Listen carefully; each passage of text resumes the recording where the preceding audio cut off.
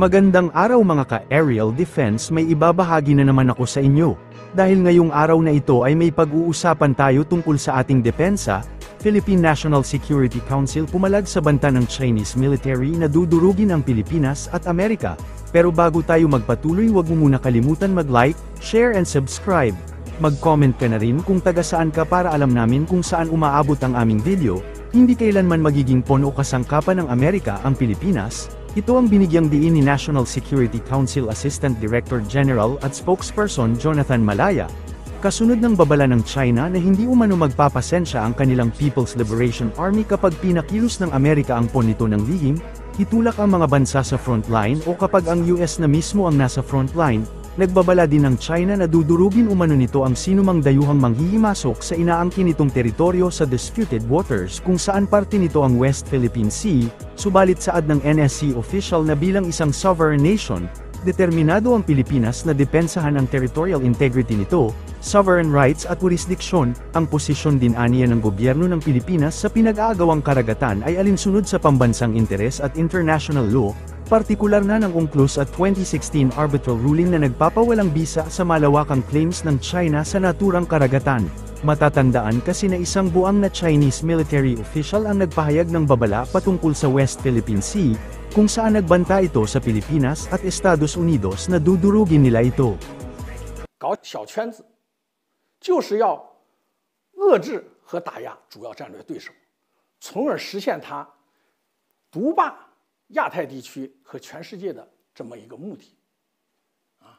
这个实际上它带来的结果呢，给亚太地区带来的不是安定，不是呢这个和平，给亚太地区带来的是矛盾、是纠纷，甚至是对抗、是战争。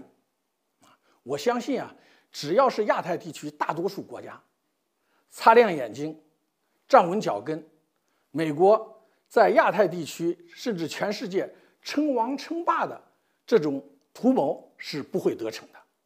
坚决捍卫国家的领土主权和海洋权益，是中国人民解放军神圣的职责和历史使命。中国人民和中国人民解放军绝不允许任何外部势力干涉中国的内政，侵略中国的领土。中国人民解放军已经全面做好了一切准备，随时以坚定的决心、坚强的意志、强大的能力和有效的手段，坚决粉碎任何外敌的干扰、破坏和侵入。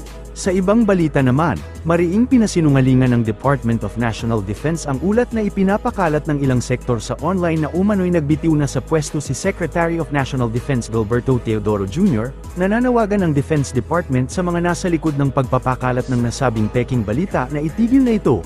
Nilinaw ng Malacanang na hindi kailanman nawala ang tiwala at kumpiyansa ni Pangulong Ferdinand Marcos Jr. kay Department of Defense Secretary Gilbert Gibo Teodoro Jr., nagsalita na rin si Pangulong Ferdinand Marcos Jr., kaugnay sa kumakalat na balita na nag-resign sa pwesto si Defense Secretary Gilberto Teodoro. There are rumors circulating online that Defense Secretary Gibo Teodoro has already resigned. Is this true? If not, why do you think this is being spread? Wow.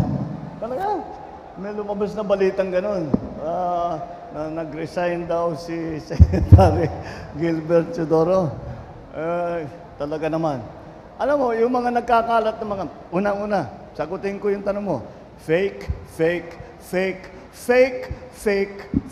news. Yan. Ang lumalabas lang dyan, ito mga desperado, nag-iimbento na lang na istorya para gumawa lang ng gulo.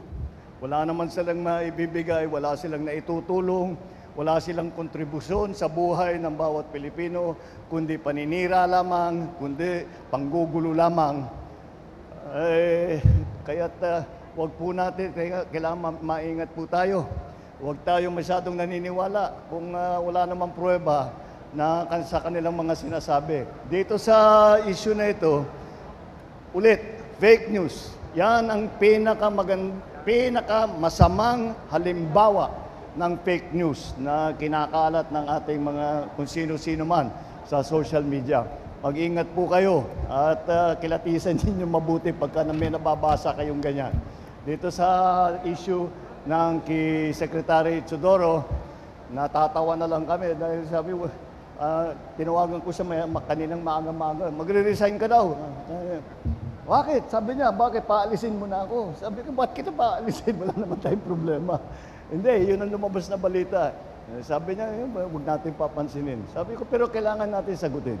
At ipaliwanag sa taong bayan na itong ganitong klaseng mga chismis, mga marites, kinakalat lang nila ito para manggulo. Huwag po kayo madala sa ganyan. Patuloy po ang aming trabaho. Hindi po kami titigil.